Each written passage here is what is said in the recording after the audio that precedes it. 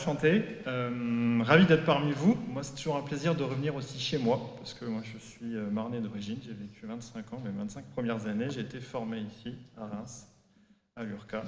Et donc, c'est vraiment un plaisir de joindre l'utile et l'agréable en parlant effectivement de ce sujet, développer l'économie marnaise de l'intérieur. Alors là, ça peut vous paraître un peu bizarre, mais qu'est-ce qui nous présente de l'intérieur? On est quand même dans une économie basé sur l'extérieur, basé sur la mondialisation, basé sur les échanges. Et cet économiste vient nous parler de développer l'économie de l'intérieur. Vous allez comprendre en fait pourquoi tout de suite avec ce concept qui est fondamental aujourd'hui pour comprendre la manière dont on développe les territoires ou dont se forme la prospérité dans les territoires.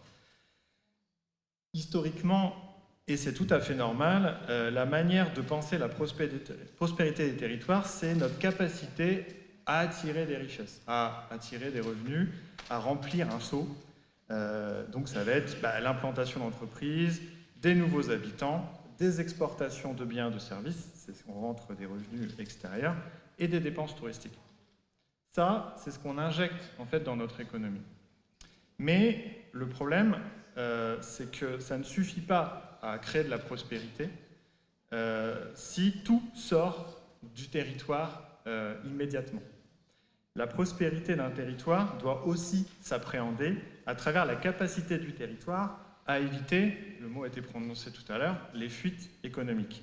Et les fuites économiques, il y en a de 3 niveaux. Il y a les achats des ménages, les achats des entreprises, on verra que c'est très important, et les achats, la commande publique.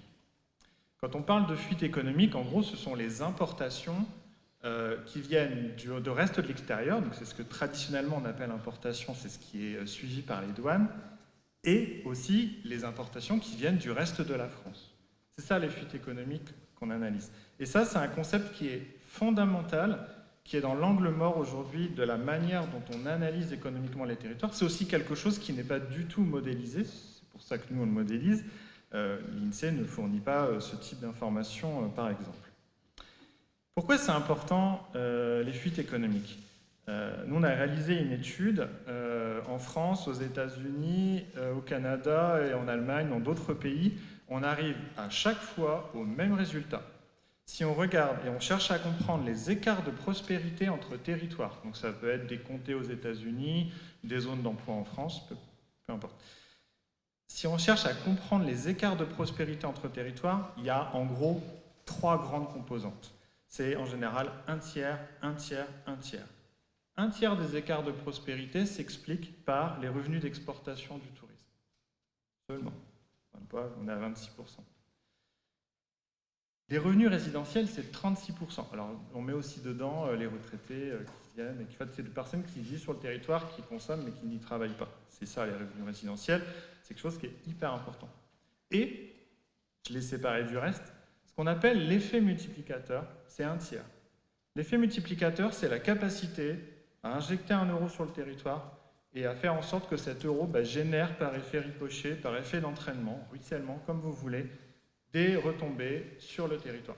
Comme vous lisez des études d'impact, c'est en général ce qu'on appelle les retombées indirectes et induites. L'effet multiplicateur, c'est un tiers des écarts de prospérité. Et aujourd'hui, force est de constater qu'en matière de développement économique, on ne mobilise pas forcément un tiers des efforts dans l'effet multiplicateur.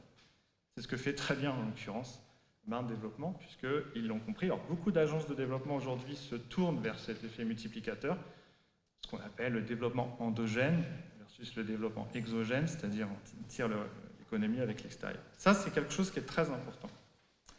Là, je vous ai sorti quelques chiffres clés sur l'économie marnaise.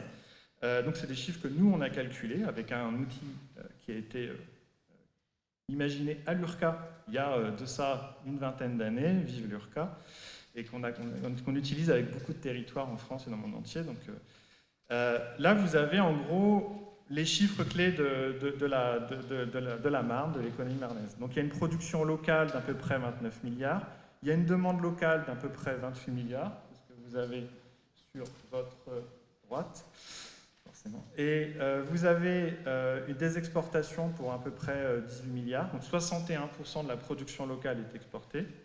Et puis, vous avez quelque chose qui est très important, c'est les importations qui aujourd'hui représentent près de 17 milliards, c'est 60% de la demande locale.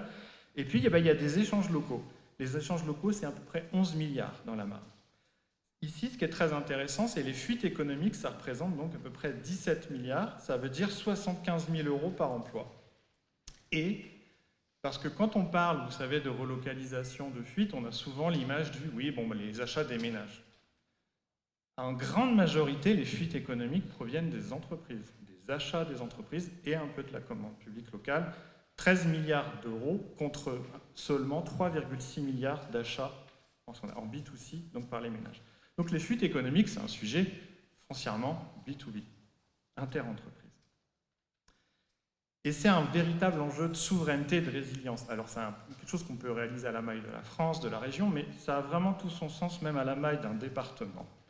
Là, je vous ai indiqué les principales importations dans le domaine, là, il y a tous les secteurs, c'est les principales importations par grande branche.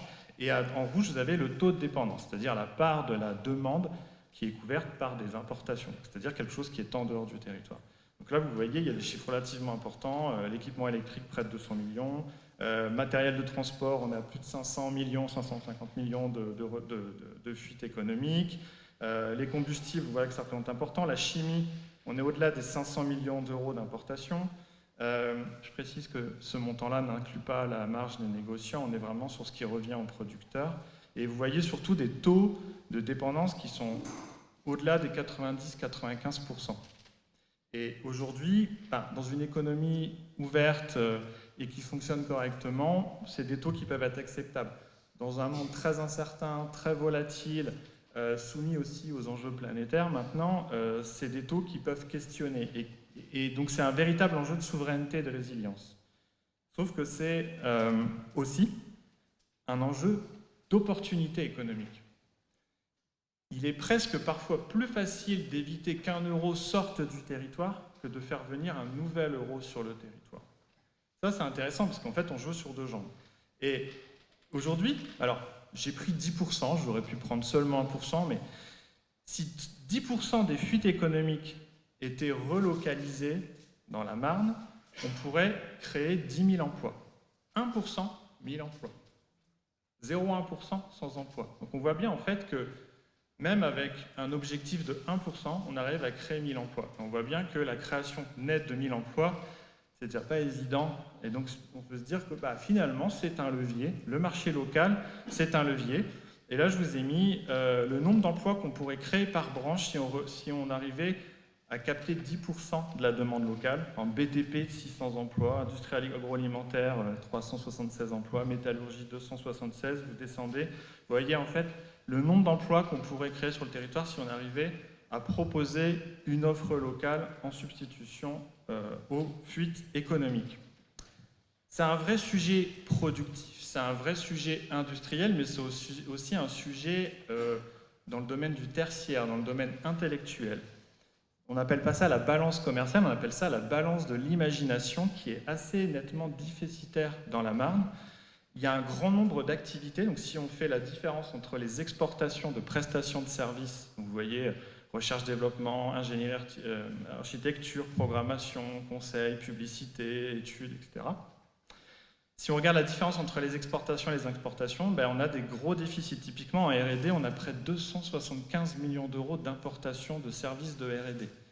Autant vous dire qu'en tant que membre du conseil d'administration de l'Université de Reims, c'est un chiffre qui me frappe. Architecture, ingénierie, près de 200 millions, etc. Et ça, c'est important parce que pour réindustrialiser, il faut aussi savoir concevoir les choses. Donc le déficit, la balance de l'imagination déficitaire est aussi un sujet...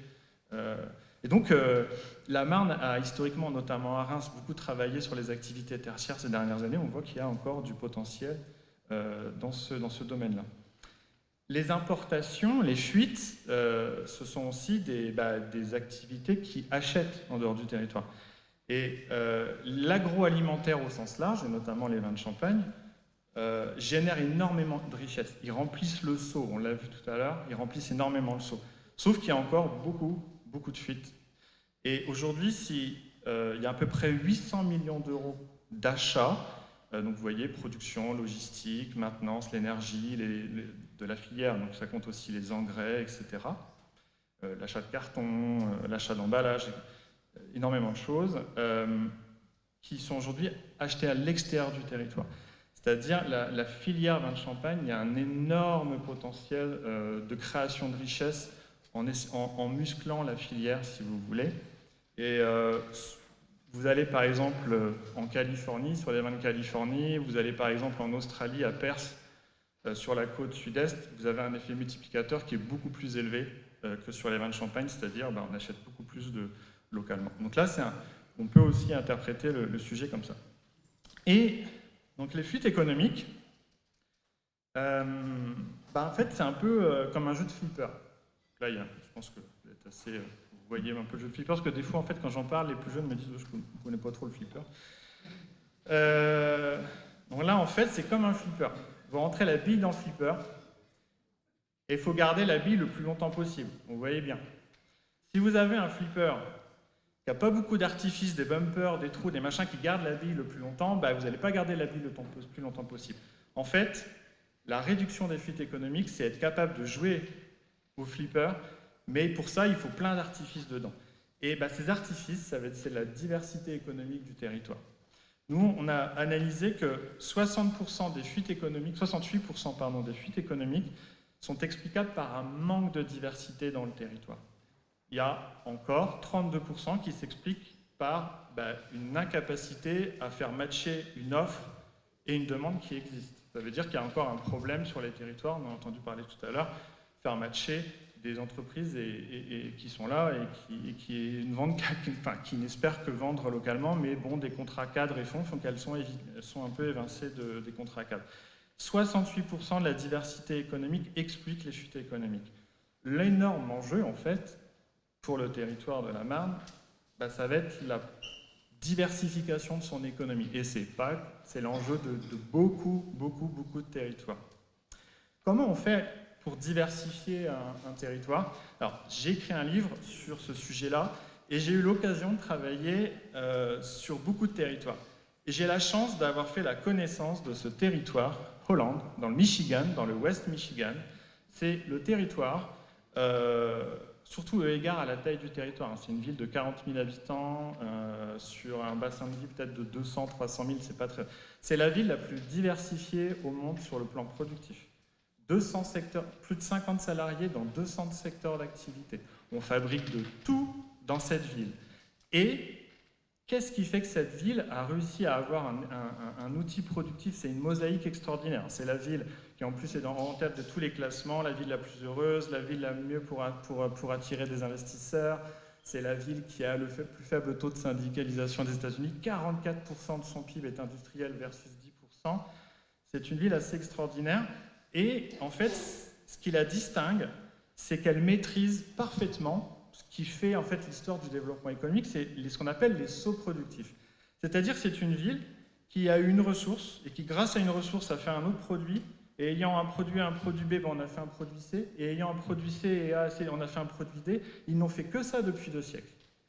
Et toutes les entreprises que vous avez, donc les logos que vous avez à l'écran, sont toutes quasiment génétiquement liées les unes aux autres. C'est-à-dire que c'est un territoire qui a commencé à travailler sur le bois, puis ils ont fait de l'ameublement, puis à un moment donné, ils ont développé une fonderie, puis ils ont fait de l'usinage, puis en fait, comme ils ont développé une activité aéronautique et une activité navale, ils ont développé l'activité de miroiterie, ils ont commencé à travailler le verre, ils ont fait du verre technique, comme ils ont commencé, c'est là où ont été inventés les rétroviseurs, les pare-soleil.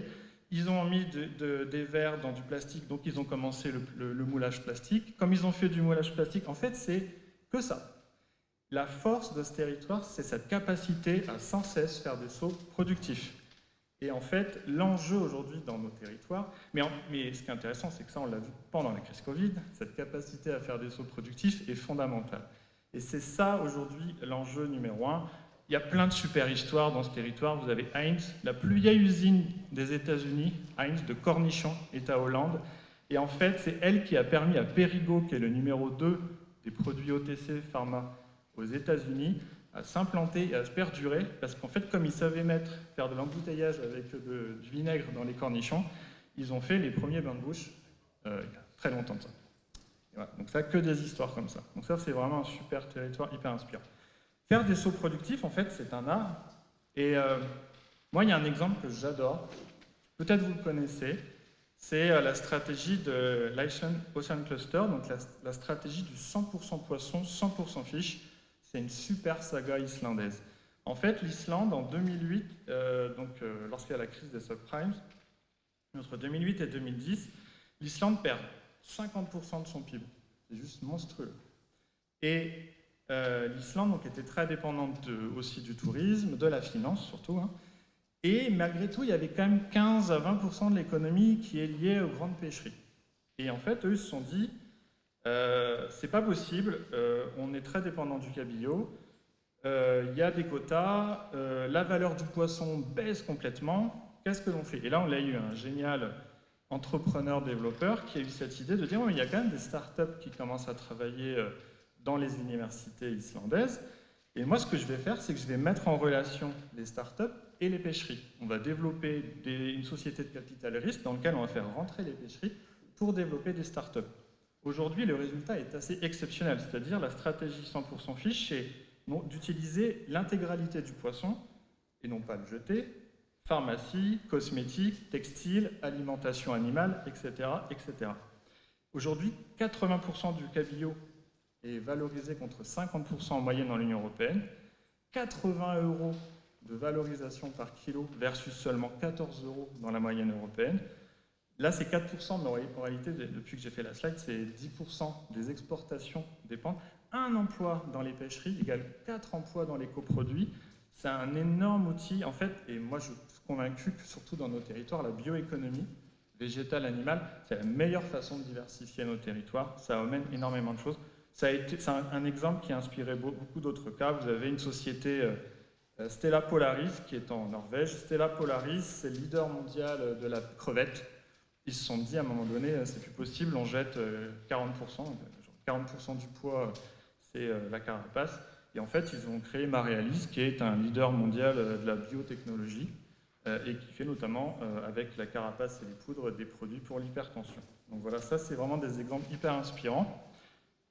La réflexion autour des sauts productifs, c'est aussi une question de comment on fait pivoter les entreprises en fonction de ce qu'elles savent déjà faire.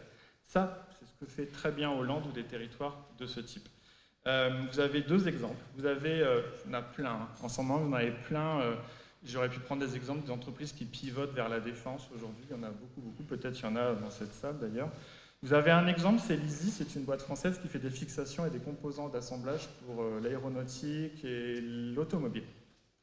Lizzie, en fait, ils ont un problème, c'est qu'en fait, il y a des cycles économiques qui sont un peu compliqués dans ces deux secteurs, des marges assez limitées, et ils ont pris conscience qu'en fait, ils avaient une compétence très forte dans les matériaux, titane, inox, dans l'usinage de précision, dans la qualité. Ils se sont dit, en fait, on peut devenir une entreprise de medtech. Parce qu'en fait, on maîtrise tout ça. Et donc, en fait, ils ont vraiment pivoté progressivement leur activité, pas complètement, ils continuent les deux. Et c'est un super exemple de pivotage industriel. Vous en avez un second à côté, c'est une entreprise que j'accompagne pour le coup, c'est la Belle Illoise, qui avait un petit sujet quand même sur le tout poisson. Donc, je ne reviens pas sur les enjeux du poisson. Et en fait, eux, la conserverie, la maîtrise de la conserverie, la maîtrise des recettes, la maîtrise de relations distributeurs, la maîtrise de l'approche premium les a amenés puis aussi il y a un petit sujet de stratégie climat aussi chez eux, finalement à aller vers des produits, des sauces, des condiments, enfin du végétal, quoi. Et ça, donc ils alternent les deux et ça leur permet aussi en fait, de s'adapter aux attentes des consommateurs, de faire le problème de la surpêche et aussi de mieux gérer les aspects saisonniers du poisson. Donc en fait, l'entreprise, elle est beaucoup plus efficiente. Elle fonctionne toute l'année. Enfin, il y a beaucoup de choses à dire en fait sur la façon de diversifier les territoires. Je n'ai pas le temps de tout dire, je vous ai donné quelques idées. Mais il y en a une auquel je crois beaucoup, c'est l'approche tactique et quasiment chirurgicale qu'on doit avoir en matière de développement économique. Vous voyez probablement passer sur les réseaux sociaux, dans des médias, il y en a eu quelques temps, des cartes faites par des acteurs publics, parapublics et des acteurs privés qui vous disent, bon, en fait, on va classer les départements, on va classer les EPCI selon leur capacité à être des bons territoires pour l'industrie. En fait, on va prendre des critères fonciers, main-d'œuvre, et en fait, on classe les territoires là-dessus. Alors moi, ces cartes m'insupportent complètement parce qu'il n'y a pas de bons ou de mauvais territoires industriels. Il y a en France peut-être 5 à 10 territoires qui peuvent vraiment implanter n'importe quelle industrie en disant on a un super écosystème pour vous. Les Mauges, Cholet, Saint-Étienne, super un territoire du côté de Valence. Et franchement, l'enjeu aujourd'hui, c'est de trouver les entreprises et les secteurs qui sont proches de l'ADN du patrimoine et qui, sur le territoire, vont trouver des externalités positives, vont trouver des savoir-faire en lien avec leur secteur et pas uniquement du foncier. Je sais que c'est un sujet, le foncier, mais aujourd'hui, vous avez des implantations par défaut, alors qu'en fait, là, vous avez des exemples sur la carte. Typiquement, j'ai pris fabrication d'huile et graisse raffinée. Là, vous voyez, alors c'est le score, ça va de 0 à 100, c'est un score d'adéquation. 100%, c'est le territoire parfait pour attirer cette activité. Et là, vous voyez, Reims, un score d'adéquation 45%, c'est bien. Reims, c'est aujourd'hui un des meilleurs territoires en France pour installer une entreprise de fabrication d'huile et graisse raffinée. C'est un outil qui est réalisé avec IA. On peut faire des choses super aujourd'hui avec ça. Eh bien, il n'y a pas d'activité là-dedans. Et donc, on pourrait se dire, bah, pourquoi ? Et à Reims, vous avez un énorme potentiel aujourd'hui sur le verre technique. Vous avez un énorme potentiel sur la fabrication de pâtes. Vous avez un énorme potentiel d'ailleurs aussi dans la finance. Du côté d'Épernay, vous avez un énorme potentiel. Alors, je vais te présenter cet exemple, celui de Vitry, fabrication d'appareils d'éclairage électrique. Vitry, enfin Vitry, Champagne-Ardenne, parce que c'est pas forcément que Vitry. C'est un des meilleurs territoires de France pour implanter cette activité. Il n'existe pas. Donc on est vraiment sur du ciblage. Si j'avais essayé de classer Vitry avec les critères et les cartes qui existent aujourd'hui, jamais le territoire ne serait sorti. Jamais. À Épernay, vous avez, c'est un super territoire pour y implanter. Par exemple, c'est un des meilleurs territoires en France pour espérer y implanter des huiles essentielles. C'est un des meilleurs territoires en France pour la fabrication de carton, pour la fabrication de pièces en caoutchouc. Alors peut-être que ce sont les agrafes dans les vignes, j'en sais rien. Vous avez ici à Châlons, c'est un super territoire pour la maintenance et la rénovation de matériel de transport, etc., etc. Vous avez, dans la Marne, vous avez un gros potentiel, je l'ai dit, sur les pièces plastiques et les machines qui les fabriquent. Vous avez un gros potentiel sur l'aquaculture dans certains territoires, etc., etc. En fait, l'enjeu, c'est de se dire, c'est une petite image en jaune que vous avez en bas, c'est vraiment d'être, arrêtons de dire, on est un bon, on est un mauvais territoire parce qu'on a du foncier. C'est hyper important d'avoir du foncier, d'avoir des compétences, d'avoir des critères génériques. Ce qui est aujourd'hui très important dans la notion de saut productif, c'est que chaque territoire a son propre patrimoine productif, son propre ADN, et il y a un véritable enjeu à cibler les secteurs, et c'est comme ça que je pense qu'on arrivera à véritablement diversifier les territoires. Je vous remercie de votre attention. Un grand merci, Arnaud.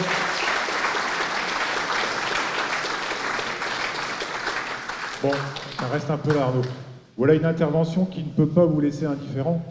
Hein, des choses passionnantes, des pistes de réflexion, des je suis d'accord, je suis pas d'accord. Hein. Qui aurait envie de réagir? Le micro peut se déplacer. Thomas, je crois qu'on va parler d'un atterrissage d'activité sur Vitry, éventuellement. Là, le micro est là, Thomas. Oui, bonjour. Donc, Thomas Nefa, moi, directeur du développement économique de la communauté de communes de Vitry-Champagne-Ardenne. Comment a été fait l'analyse par rapport à la qualité, on va dire, du territoire pour accueillir les entreprises citées, notamment l'éclairage public à Vitry-le-François? Grâce à l'IA, si je ne me trompe pas, parce que je crois que c'est... Monsieur Gard, j'en ai peut-être d'autres, mais comme c'est tout. Aujourd'hui, on est capable de prendre on va regarder les tissus économiques du monde entier, dans plus de 100 pays, et on va analyser sur des échantillons très importants les écosystèmes. Donc en fait, on va prendre des entreprises qui sont dans ce secteur-là, dans le monde entier. On va prendre des centaines, des milliers de sites, et on va analyser leur écosystème. Et on va être capable de comprendre quel est le bon écosystème. Le modèle d'apprentissage va apprendre à créer, identifier le meilleur écosystème possible pour ce type d'activité.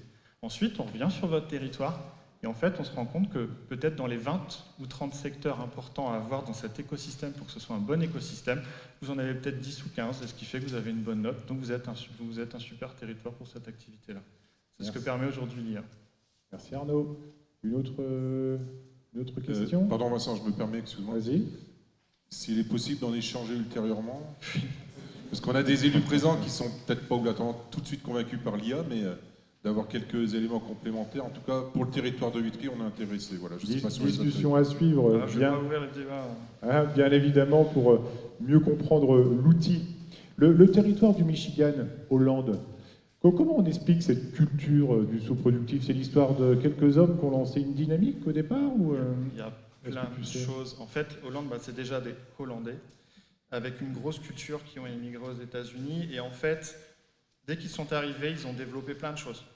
Plein d'agricultures différentes, plein d'activités. Donc déjà, dès le 19e siècle, pardon, il y avait tout un tas de patchwork d'activités qui a permis de créer. Mais à Hollande, vous avez plein de particularités. D'abord, ce sont des acteurs qui ont su préserver le foncier industriel et accélérer l'implantation. Je sais que c'est un sujet. C'est une ville où les industriels locaux et les entrepreneurs se sont tout de suite réunis. En fait, c'est là où vous avez eu le premier... ils ont créé une entreprise, une espèce d'agence de développement privé, où en fait, les entrepreneurs, c'était la première aux États-Unis à faire ça, ont mis de l'argent pour lancer une agence, pour acheter des terrains, pour faire venir des entreprises. C'est ainsi qu'ils ont créé la première fonderie des États-Unis. La première centrale électrique des États-Unis, ce sont les entrepreneurs locaux qui se sont réunis pour la financer ou pour faire appel à des des obligations. Et puis après, il y a aussi là, c'est un des territoires où il y a les premières banques locales, des vraies banques locales. Il y a tout un tas de paramètres. C'est beaucoup lié à la culture de l'entrepreneuriat finalement, les différentes dynamiques. Je vous regarde encore une dernière fois. Alors, on a fait quelques ciblages sur certains territoires, mais les principales opportunités de relocalisation pour les entrepreneurs locaux, notamment sur les sites prioritaires dans la Marne, moi j'avais noté Agri-Agro, Santé, Éducation et BTP, qui seraient des secteurs avec des leviers de diversification pour le territoire ou d'implantation. Alors, ce sont des secteurs où en tout cas il y a des fuites. C'est des secteurs où il y a des fuites. Après, il faut croiser. C'est ça, en fait, le sujet, c'est il y a des fuites, et après, ce sont des secteurs sur lesquels on est les plus légitimes, on peut y aller. Il y a un marché local. Après, on sait qu'il y a une demande. Voilà. Après, il y a les deux à avoir. Après, même si on n'est pas forcément au bon territoire, on peut y aller. Mais il y a quand même un gros sujet effectivement sur ce que j'ai présenté sur les services aux entreprises, les métiers intellectuels. Oui. Et quand même tout un tas d'activités industrielles qui rentrent dans la chaîne de valeur de l'agro-industrie, des vins de champagne et des industriels sur les territoires, ou même des gros acteurs du BTP qui ont des achats.